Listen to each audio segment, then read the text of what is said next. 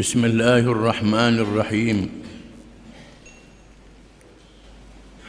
Hadis yang ke-17 daripada bab An Abi Dzarrin Jundub bin Junadah radhiyallahu anhu an Nabi sallallahu alaihi wasallam فيما يروي عن الله تبارك وتعالى أنه قال يا عبادي إني حرمت الظلم على نفسي وجعلته بينكم محرما فلا تظالموا يا عبادي كلكم ضال إلا من هديته فاستهدوني أهدكم يا عبادي كلكم جائع إلا من أطعمته فاستطعموني أطعمكم يا عبادي كلكم عار إلا من كسوته فاستكسوني أكسكم يا عبادي إنكم تخطئون بالليل والنهار وأنا أغفر الذنوب جميعا فاستغفروني أغفر لكم يا عبادي إنكم لن تبلغوا ضري فتضروني ولن تبلغوا نفعي فتنفعوني يا عبادي لو أن أولكم وآخركم وإنسكم وجنكم كانوا على أتقى قلب رجل واحد منكم ما زاد ذلك في ملكي شيئا يا عبادي لو أن أولكم وآخركم وإنسكم وجنكم كانوا على أفجر قلب رجل واحد منكم ما نقص ذلك من ملكي شيئا يا عبادي لو أن أولكم وآخركم وإنسكم وجنكم قاموا في صعيد واحد فسألوني فأعطيت كل إنسان مسألته ما نقص ذلك مما عندي إلا كما ينقص المخيط إذا أدخل البحر يا عبادي إنما هي أعمالكم أحصيها لكم ثم أوفيكم إياها فمن وجد خيرا فليحمد الله ومن وجد غير ذلك فلا يلومن إلى نفسه قال سعيد كان أبو إدريس الخولاني إذا حدث بهذا الحديث جثى على ركبتيه رواه مسلم روينا عن الإمام أحمد بن حنبل رحمه الله قال ليس لأهل الشام حديث أشرف من هذا الحديث. Maksudnya dari Abi Dzar Jundub bin Junadah radhiyallahu anhu dari Nabi sallallahu alaihi wasallam dalam perkara yang diriwayatkan olehnya dari Allah tabaraka wa taala bahwasanya Allah berfirman wahai hamba-hambaku sesungguhnya aku haramkan kezaliman berlaku daripada diriku dan aku jadikannya kalangan kamu diharamkan maka jangan kamu berlaku zalim sesama kamu wahai hamba-hambaku tiap-tiap kamu sesat malaikat sesiapa yang aku beri petunjuk kepadanya maka mintalah petunjuk daripadaku nasaya aku beri petunjuk kepada kamu wahai hamba-hambaku tiap-tiap kamu lapar malaikat sesiapa yang aku beri makanan kepadanya maka mintalah makanan daripadaku aku beri makanan kepada kamu wahai hamba-hambaku tiap-tiap orang kamu bertelanjang malaikat sesiapa yang aku beri pakaian kepadanya maka mintalah pakaian daripadaku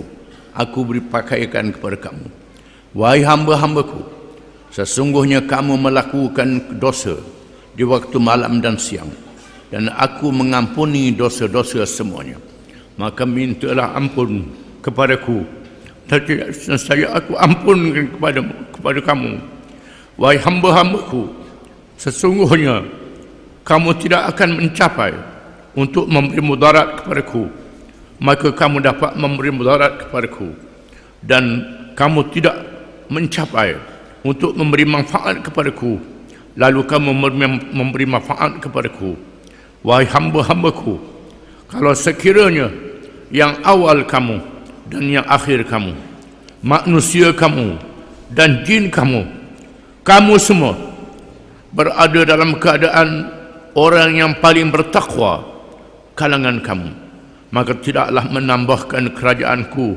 sedikit pun. Wahai hamba-hambaku, kalau sekiranya awal kamu, akhir kamu, manusia kamu dan jin kamu dalam keadaan jahat, sejahat-jahat seorang yang paling jahat kalangan kamu, tidak boleh mengurangkan kerajaanku sedikit pun. Wahai hamba-hambaku, kalau sekiranya yang awal kamu, akhir kamu, manusia kamu, jin kamu berada di satu tempat, lalu kamu meminta kepadaku, lalu aku beri tiap-tiap orang kalangan kamu akan mintakannya, tidak mengurangkan apa yang ada di sisiku sedikit pun, malaikat seperti kurangnya jarum yang dicelup dalam lautan yang luas.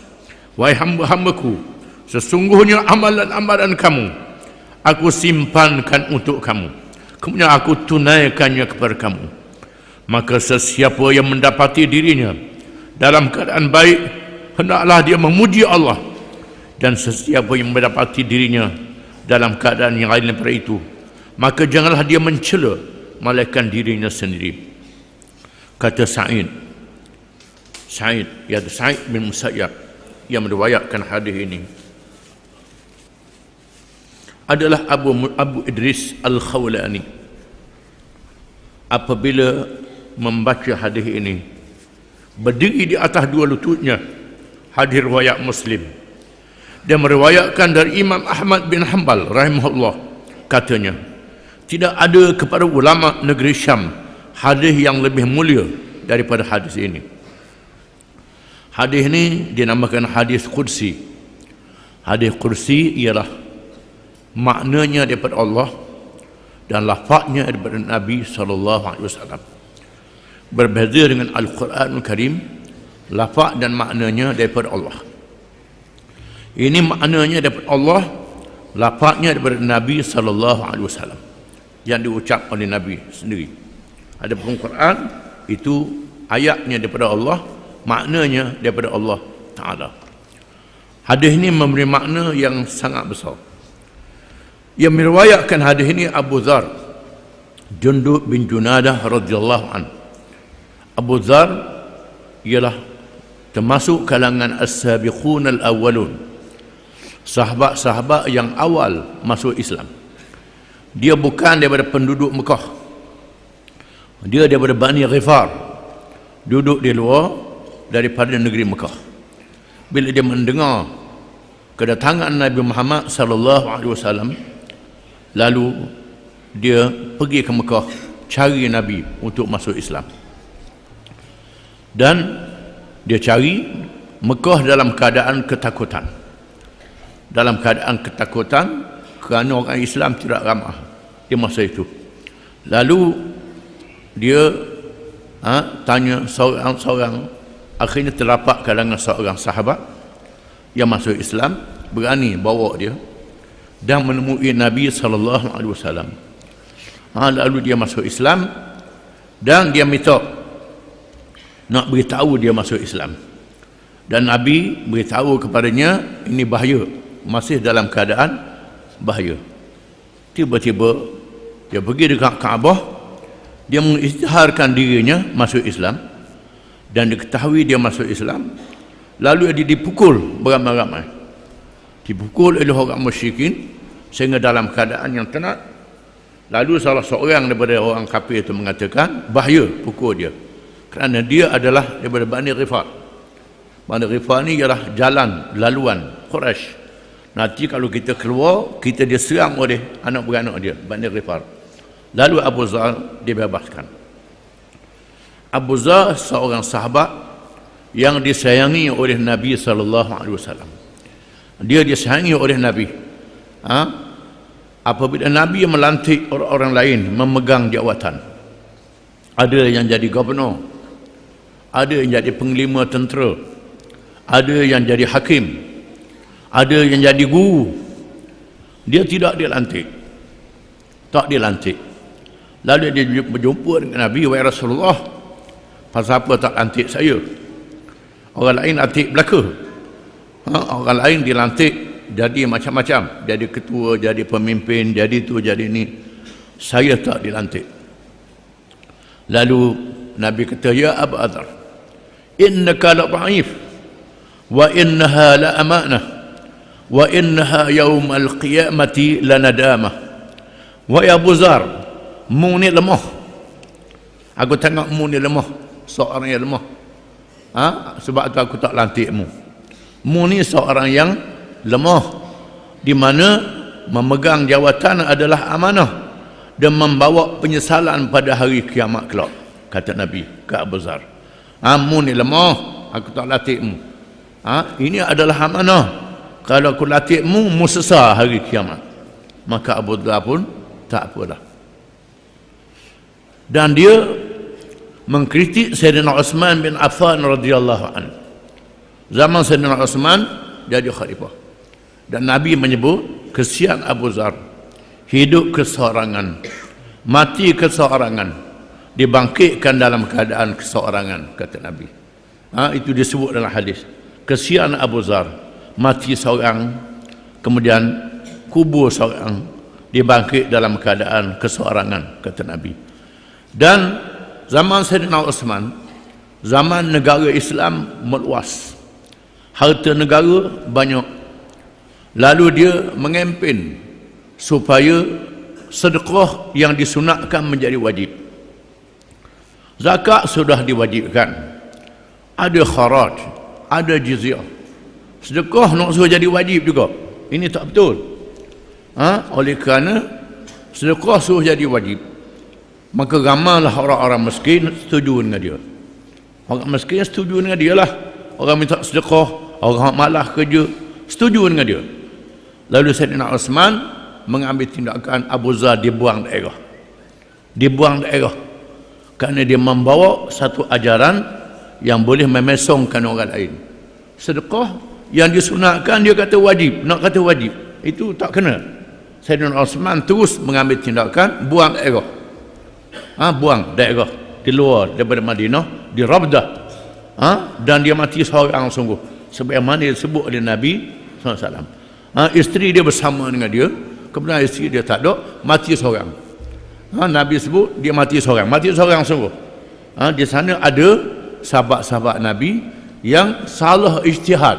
Dia sahabat Nabi, sebab tu Nabi tak latih dia jadi pemimpin. Tak latih jadi pemimpin. Nabi kata, ya Abu Dzar, innaka la dha'if wa innaha la amanah wa innaha yaumal qiyamati la nadamah. Wahai Abu Dzar, mu ni lemah, aku tak lantikmu.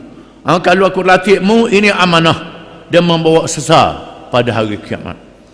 Ada sahabat-sahabat yang Nabi tu hantar, tak disoal. Sayyidina Abu Bakar dihantar untuk menjalankan tugas. Abu Ubaidah dihantar untuk menjalankan tugas. Sayyidina Ali dihantar ke Yaman untuk menjalankan tugas. Abu Musa al-Asy'ari dihantar ke Yaman untuk menjalankan tugas. Ada sahabat Abdullah bin Abbas dihantar ke Taif untuk menjalankan tugas. Mu'ad bin Jabal Nabi hantar ke Yaman untuk menjadi hakim dan penasihat kepada Abu Musa al-Asy'ari. Nabi soal dulu, interview. Sekarang ni kata interview, temu juga. Nabi soal, wahai Mu'ad, sekiranya datang apa-apa masalah, bagaimana mu nak selesaikan masalah itu? Kata Mu'ad, saya selesaikan dengan kitab Allah.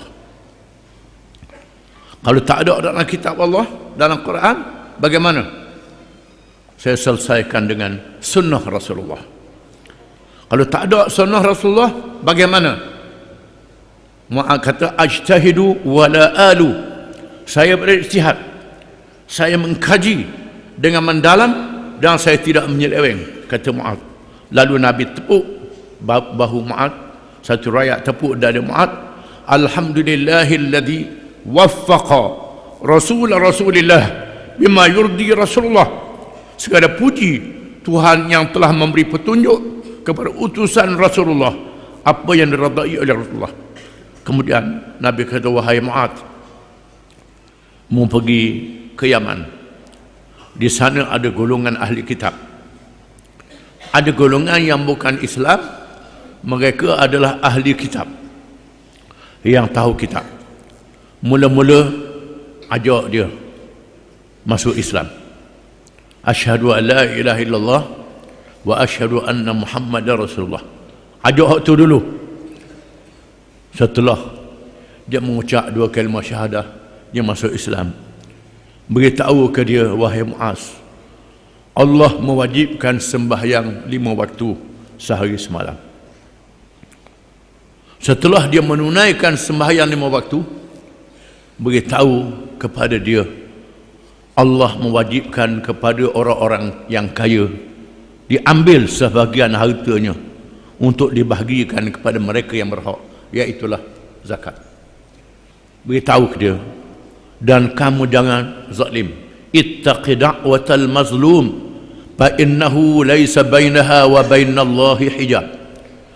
Takutlah kamu akan doa orang yang kena zalim, kerana tidak ada dinding di antaranya dengan Allah Subhanahu wa taala. Hanya bila mau ambil zakat, jangan kamu rapah ikut suka dia nak beri hak mana-mana. Jangan kamu ambil lebih, beritahu zakat banyak ni biar dia beri hak mana. Jangan mu tunjuk hak ni pilih menatang hak gemuk-gemuk, hak dia sayang. Jangan. Ittaqi da'watal mazlum, takut doa orang yang kena zalim. Walaupun ambil zakat, kadang-kadang zalim terhadap orang. Itu dalam bab zakat. Begitulah juga dalam bab-bab lain. Ini pesan Nabi kepada Muaz bin Jabal. Ini sahabat yang ada kemampuan, yang ada kebolehan. Abu Dhar ni, walaupun dia tidak memegang apa jawatan, dia ingat kepada beberapa hadis Nabi SAW. Di antaranya hadis yang panjang yang kita baca pada hari ini. Abu Dhar menceritakan bahawa Nabi SAW meriwayatkan daripada Allah Subhanahu wa ta'ala. Yang pertama, Allah Ta'ala kata, wahai hamba-hambaku, ya ibadi inni haramtu zulma ala nafsi. Wahai hamba-hambaku, sesungguhnya aku haramkan zalim berlaku daripada diri aku. Menunjukkan adil sifat yang wajib bagi Allah, zalim sifat yang mustahil bagi Allah Ta'ala. Ada tak dalam sifat 20? Tak ada. Kita baca sifat 20, tak ada adil ni. Sifat 20 ni contoh je. Jangan duduk ingat sifat Tuhan 20 tu je. Duduk gonyek 20 tu lah. Duduk hafal 20 tu, hak lain tak ada dah sifat Tuhan. Ini tak kena. Semua sifat kesempurnaan adalah sifat Allah SWT. Di antaranya ialah adil, rahmat, penyayang, itu sifat Allah Ta'ala. Redha, sifat Allah Ta'ala. Murka, sifat Allah Ta'ala. Murka pada orang yang kafir, yang zalim, itu sifat Allah Ta'ala. Banyak sifat-sifat yang kita tak baca dalam sifat 20, tak terhingga sifat Allah Ta'ala. Di antaranya ialah mustahil bagi Allah zalim. Hadis menjadi dalil. Aku haramkan zalim itu berlaku pada diriku. Yang mustahil bagi Allah Ta'ala bersifat dengan zalim. Allah Ta'ala tu wajib adil. Di antaranya hukum orang bunuh orang kena bunuh, orang curi kena gerak tangan. Adil. Tak boleh kata Allah Ta'ala tu zalim. Jangan. Tak boleh. Orang berzina rejam kalau sudah kahwin. Belum kahwin sebab 100 kali. Yang kata zalim, tak boleh. Mustahil bagi Allah itu zalim. Allah Ta'ala mengharamkan riba, menghalalkan jual beli. Itu adil Allah Ta'ala. Kan riba ni zalim, makan harta orang dengan cara menipu melalui riba, menindas. Allah Ta'ala mengharamkan zalim ke atas diri dia sendiri. Waj'altuhu bainakum muharrama, dan aku jadikan haram kepada kamu. Allah Ta'ala memberi amaran, haram kepada kamu berlaku zalim. Fala tazalamu, maka jangan kamu berlaku zalim sesama kamu. Jangan zalim sesama kamu. Sesama kamu tu dalam keluarga kamu, dengan isteri kamu, anak-anak kamu, keluarga kamu, jiran kamu. Kamu jadi hakim, kamu jadi pegawai daerah, jadi penghulu, jadi JKK, jadi ketua kapung, jadi apa, apa saja jawatan yang kamu pegang, tidak boleh zalim terhadap orang. Apa makna zalim? Zalim ialah meletakkan sesuatu tidak kena pada tempat. Adil meletakkan sesuatu kena pada tempat. Pada tempatnya mengikut hukum syarak, bukan mengikut hukum akal kita. Mengikut hukum syarak, ini dia, ini adil. Hukum syarak, bukan ikut hukum akal. Kalau ikut hukum akal bercanggah dengan syarak, zalim, salah. Ini kena faham, kena ikut hukum syarak. Jangan kamu berlaku zalim terhadap kamu sesama kamu. Kullukum dhalun illa man hadaituh fastahduni ahdikum. Semua kamu ni sesat, walaupun kamu cerdik, kamu bijak, kecuali orang yang aku beri petunjuk, beri hidayah pada kamu. Di sinilah kita disuruh ihdinas siratal mustaqim. Tunjukkanlah kami jalan yang betul, minta hidayah daripada Allah. Kalau tak ada hidayah daripada Allah, sesat. Ada golongan alim, ulama-ulama ahli kitab, alim, tahu kitab, tahu Nabi SAW, tahu tanda-tanda yang ada pada tubuhnya. Tengok depan Nabi, betul, ini Nabi sungguh, tapi tak dapat hidayah. Tak dapat hidayah. Termasuk iblis. Iblis ni cerdik, tahu macam-macam, tahu belaka. Tuhan angkat ke langit, tengok syurga, tengok neraka. Sesat iblis. Kita tak tengok syurga neraka, dia tengok dah syurga neraka. Sesat, tak dapat hidayah. Kerana apa? Kerana dia sombong. Kalau orang tu cerdik, berasa dia cerdik sangat, bijak sangat, orang lain bodoh belaka, maka dia tak dapat hidayah daripada Allah. Tak dapat petunjuk, jadi penyembah berhala, penyembah harta, cerdik tipu orang. Orang kata cerdik tak boleh tupang, bodoh tak boleh buat kira. Cerdik orang tak boleh tupang dia dengan cerdik dia. Cerdik menipu orang. Tak dapat hidayah, mintalah petunjuk, aku beri petunjuk kepada kamu. Ya ibadi kullukum ja'i'un illa man at'amtuh fastat'imuni ut'imkum. Wahai hamba-hambaku, semua kamu ni lapar, tak ada makanan, malaikat orang yang aku beri makan kepadanya. Mintalah makanan daripada aku beri kepada kamu. Tuhan suruh kita minta rezeki daripada dia. Tuhan suruh minta rezeki, minta makan yang halal, makan halal yang baik. Ada setengah tu tak boleh minta dengan Tuhan, tinggi martabat, tak usah minta. Ni tak pakar ilmu, tak pakar. Ilmu tak pakar, ilmu salah tu. Tasawuf salah ini. Tasawuf tidak boleh bercanggah dengan hadis, tak boleh bercanggah dengan Quran, tak boleh bercanggah dengan apa yang diamal oleh Nabi SAW. Dia tak boleh tinggi pada sahabat Nabi, tak boleh tinggi pada Nabi. Kalau tinggi martabat dia lebih pada Nabi, boleh selok kain, boleh telanjang, tinggi tasawuf dia. Itu tak boleh. Itu orang otak tak betul. Tinggi tasawuf dia, sebab dia hakikat. Siapa hakikat tak pakai baju tak apa. Itu tak ada marwah, tak boleh jadikan contoh dan tuladan. Ini kena faham. Memanglah ada orang tu ruh dia baik tapi akal dia bodoh. Ada akal dia bodoh, ruh dia baik, akal dia bodoh. Jangan ikut hak bodoh ni, jangan. Mesti kita ruh kita punya marwah tinggi, ada hubungan dengan Allah Ta'ala. Semua kamu adalah lapar, malaikat orang yang aku beri makan pada dia. Mintalah makanan daripada aku, minta rezeki.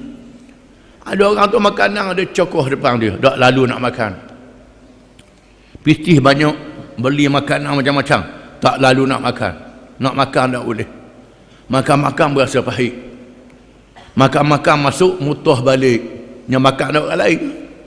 Pitih-pitih dia orang lain makan. Ini dia. Bukan jadi rezeki dia.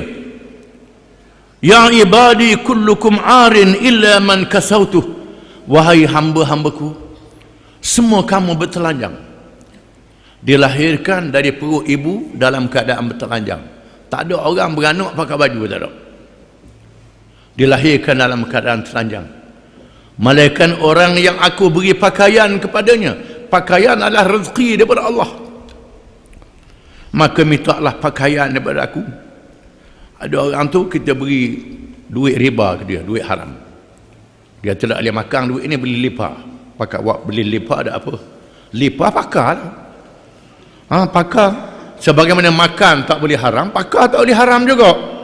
Walaupun jadi lipa, benda yang haram, haram. Tak boleh. Ada apa dia buat pakai lipa? Kita nak makan kedarah, kita pakar dia heret atas tanah. Apa yang disebut ialah manfaat. Ini rezeki. Mintalah pakaian, aku beri makan, aku pakar pada kamu. Ya ibadi innakum tukhti'una bil-laili wan-nahar. Wahai hamba-hambaku, kamu melakukan dosa di waktu malam dan siang. Tiap-tiap orang manusia mesti ada dosa. Galik-galiknya memikir. Galik-galik memikir. Tengah-tengah semayang ingat ke lembu. Tengah semayang ingat ke benda macam-macam. Ingat benda tak molek tengah semayang. Ini dalam hati yang zahir pula kadang-kadang tak tersedar dia buat benda-benda yang diharamkan. Wahai hamba-hambaku, kamu melakukan kesalahan dosa di waktu malam dan siang. Wa ana aghfiru dzunuba jami'a. Aku mengampuni dosa-dosa semuanya. Fastaghfiruni aghfir lakum. Mintalah ampun kepadaku, aku ampunkan dosa kamu. Di mana keampunan Allah sangat luas, dihuraikan oleh hadis-hadis yang banyak. Di antaranya, wahai hamba-hambaku, sekiranya kamu datang kepadaku dengan dosa sepenuh langit, banyaknya dosa daripada bumi sampai ke langit, rapat ke langit dosanya. Kalau kamu minta ampun kepadaku, aku ampunkan dosamu. Aku ampunkan, beri keampunan sepenuh langit juga, Tuhan jawab. Ini dia. Kalau orang tu berdosa, kena istighfar, jangan putus asa. Dibuka pintu taubat sehingga nyawa sampai ke halkom. Selagi nyawa tak sampai ke halkom, Tuhan terima taubat dengan syarat tidak menyekutukan Allah dengan sesuatu yang lain. Mesti la ilaha illallah, tak ada Tuhan yang sebenar melainkan Allah, tidak syirik. Kalau orang tu tak syirik, dosa banyak mana sekalipun, dia istighfar dengan syarat-syaratnya, diampuni oleh Allah Ta'ala. Dia buka pintu taubat selagi nyawa belum sampai ke halkum. Disebut dalam hadis yang lain pula, ada hamba-hambaku, Tuhan kata, dia buat dosa, lalu dia sedar, dia pun beristighfar. Dia tahu dia ada Tuhan yang mengampunkan dosanya. Aku ampunkan dosanya. Tiba-tiba buat dosa pula, Tuhan kata. Ada hadis, buat dosa pula. Lepas tu dia sesal, istighfar. Dia kenal rupanya dia ada Tuhan mengampunkan dosa, aku ampunkan dosanya. Tiba-tiba buat pula dosa tu, Tuhan kata. Kemudian beristighfar, dia sesal. Dia tahu ada Tuhan yang mengampunkan dosanya, aku ampunkan dosanya. Tuhan kata, dia buat dosa, aku ampunkan dosanya. Disebut dalam hadis kursi. Selagi nyawa belum sampai ke halkom, kita beristighfar. Walaupun berulang kali dosa itu dibuat, dengan ikhlas, jangan kita buat main-main dengan istighfar. Istighfar sungguh. Tiba-tiba buat dosa, Tuhan ampunkan dosa. Ya ibadi innakum lan tablughu dhurri fatadurruni wa lan tablughu naf'i fatanfa'uni. Wahai hamba-hambaku, kamu tidak boleh mencapai untuk memberi mudarat kepadaku, lalu kamu dapat memberi mudarat kepadaku. Dan kamu tidak boleh mencapai untuk memberi apa-apa manfaat kepadaku, lalu kamu memberi manfaat kepadaku. Tidak ada siapa yang boleh lawan Tuhan.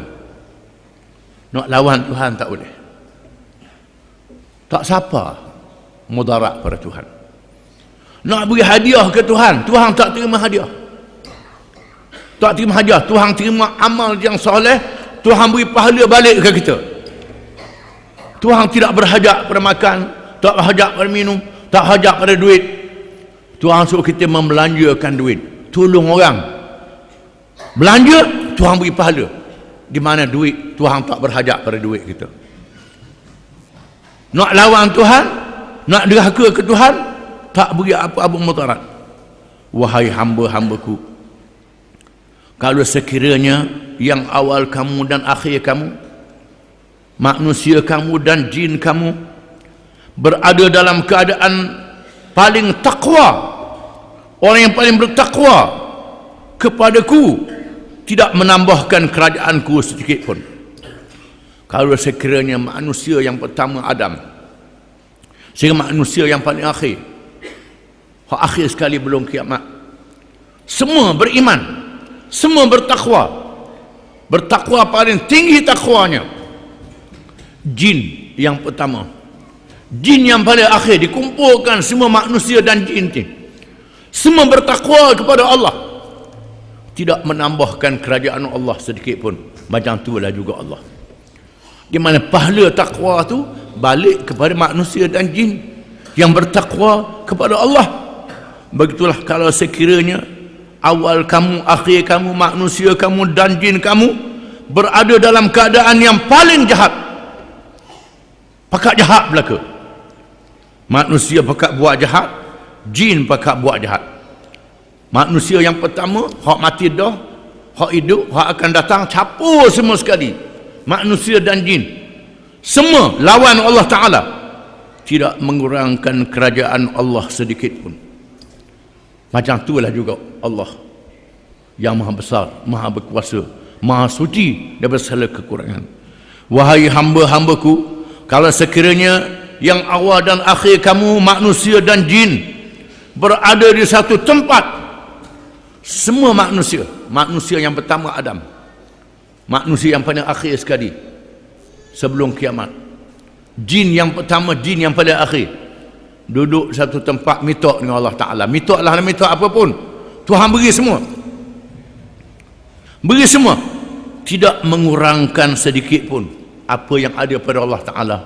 Sebagaimana dicelup jarum dalam lautan yang luas. Celup jarum adalah gelah pada kurang. Ini celup jarum dalam lautan yang luas, tidak mengurangkan sedikit pun. Wahai hamba-hambaku, semua amal kamu, amal yang baik yang kamu buat, wahai jin dan manusia, aku simpankan pahala amal itu, aku taruh di sisi aku tak ambil faedah sikit pun, dan aku pulangkan kepada kamu pada hari kiamat kelak. Hari kiamat kelak aku balik pada kamu, boleh kamu. Barang siapa yang buat baik, dia muhasabah, dia kira diri dia sendiri, dia berasa baik, maka hendaklah bersyukur pada Allah Ta'ala, jangan puji diri. Bila dia sedar dia ni banyak dah buat baik ni, alhamdulillah, puji Allah Ta'ala. Jangan duduk sebut depan orang, baik saya ni, bodoh, jadi bodoh pula. Bagus saya ni, cerita apa kau orang. Puji Allah Ta'ala, alhamdulillah. Kalau sekiranya dalam keadaan yang jahat, tiba-tiba buat dosa banyak, maka kita cela diri kita sendiri, mengaku, wahai Tuhan, saya zalim diri saya sendiri, saya ni bodoh Tuhan, saya ni jahat wahai Tuhan, saya ni berdosa wahai Tuhan, ampunilah saya. Jangan cela, malaikat diri kita sendiri, dan minta ampun. Allah Ta'ala mengampunkan dosa. Mengikut Sa'id bin Musayyab, ialah seorang alim tabi'in, yang terkenal. Sa'id bin Musayyab, dia ni menantu pada Abu Hurairah. Kata Sa'id bin Musayyab, Abu Idris Al-Khawlani, Abu Idris ni termasuk dalam Mukhadram, orang yang masuk Islam akhir dan tak sempat berjumpa dengan Nabi SAW. Dia tak sempat berjumpa dengan Nabi, Abu Idris Al-Khawlani. Dan ketika berlakunya peristiwa murtad di Yaman, Tulaihah Al-Ansi, Tulaihah ni murtad, mengaku jadi Nabi. Tulaihah mengaku jadi Nabi. Lalu Abu Idris Al-Khawlani mengatakan ini kafir, mengaku jadi nabi, tak boleh, murtad.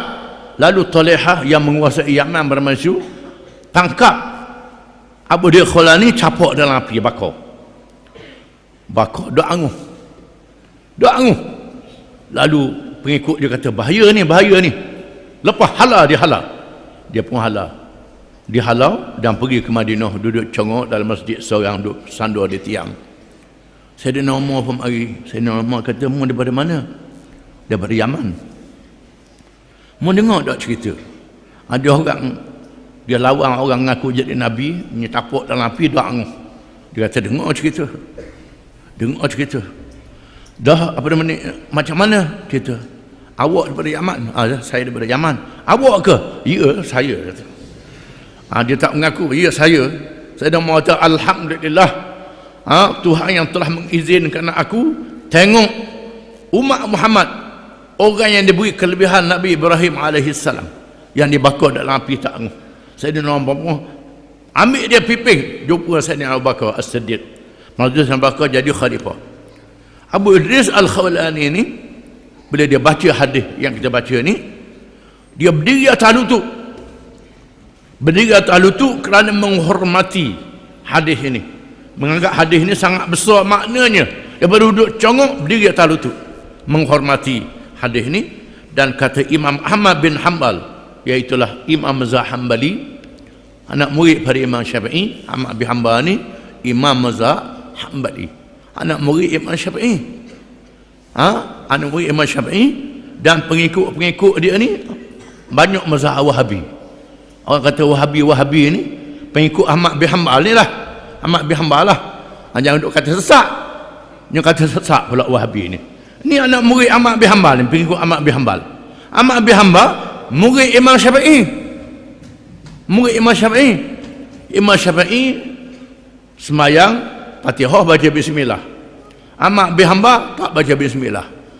Maka Tuan Imam Masjid Mekah, Masjid Madinah tak baca bismillah. Tak baca bismillah. Jangan kata Wahabi sesat. Tu tak kena. Ini pengikut Ahmad bin Hanbal, mazhab Hanbali. Kata Ahmad bin Hanbal rahimahullah, tidak ada